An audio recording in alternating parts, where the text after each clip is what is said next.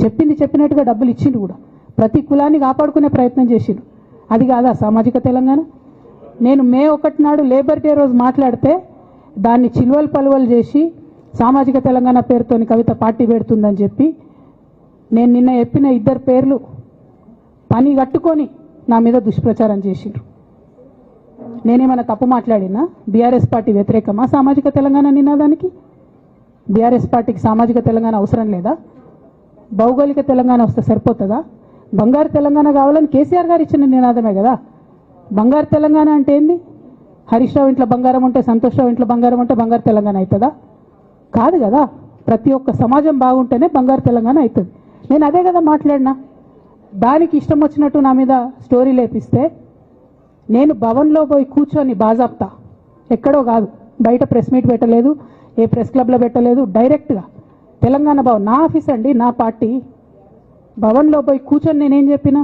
నా మీద కుట్రలు జరుగుతున్నది, నా మీద విషప్రచారం జరుగుతున్నది అని చెప్పిన. నేను రామన్నను బుజ్జగించి గడ్డం పట్టుకొని అడుగుతా ఉన్నా, అన్న నీ చెల్లెని, ఒక మహిళా ఎమ్మెల్సీని మన పార్టీ ఆఫీస్లో కూర్చొని నా మీద కుట్రలు జరుగుతున్నాయని నేనంటే మీరు వర్కింగ్ ప్రెసిడెంట్గా ఉన్నారన్నా, ఫోన్ చేయరా అన్న నాకు? ఏమైంది బేటా, ఎందుకు బాధపడుతున్నావు అని ఫోన్ చేయరా? ఇది ఎప్పుడు జరిగిన ఇన్సిడెంటు? లేక లీక్ కాకముందు, నేను నా కొడుకు గ్రాడ్యుయేషన్కి అమెరికా పోకముందు, అంతకుముందే. మరి మీరు వర్కింగ్ ప్రెసిడెంట్ కదన్నా, నేను పార్టీ ఎమ్మెల్సీని కదా. చెల్లెలు అన్న బంధుత్వాలు పక్కన పెడదాం ఒక్క నిమిషం.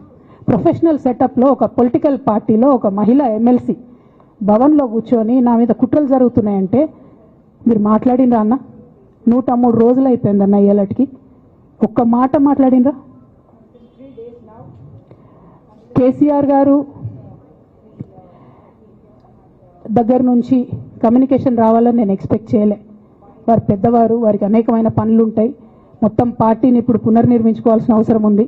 తెలంగాణకు జరుగుతున్నటువంటి అన్యాయాన్ని వారు ఎప్పటికప్పుడు దిశానిర్దేశం చేయాల్సిన అవసరం ఉంది. కానీ వర్కింగ్ ప్రెసిడెంట్ గారి దగ్గర నుంచి ఫోన్ రాకపోవడం మాత్రం ఒక మాట అనిపించింది నాకు. నేను కేసీఆర్ గారి బిడ్డను, నేను కూర్చొని ప్రెస్ మీట్ పెడితేనే రెస్పాన్స్ రాలేదంటే మరి ఇంకో మామూలు మహిళా కార్యకర్తకు బీఆర్ఎస్ పార్టీలో మన అన్యాయం జరిగితే రెస్పాన్స్ వస్తుందా? నాకైతే అనిపించలేదు. వస్తుందేమో నాకు తెలియదు. కానీ నేను ఒక మాటకు నాకు సంతోషం అనిపించింది. నాకు నోటీస్ రాగానే అక్కడ మహిళా ఎమ్మెల్సీలు కూర్చొని, మహిళలందరినీ కూర్చొని, ఫస్ట్ టైం అనుకుంటా భవన్లో 5 మహిళలు కూర్చొని ఇండిపెండెంట్గా ప్రెస్ మీట్ మాట్లాడింది. చాలా సంతోషం. ఇటువంటి అంతర్గత ప్రజాస్వామ్యం రావాలనే నేను కోరుకున్నా. మహిళలకు, ఎస్సీలకు, ఎస్టీలకు, బహుజనులకు కోటరీల అడ్డంకులు లేకుండా యాక్సెస్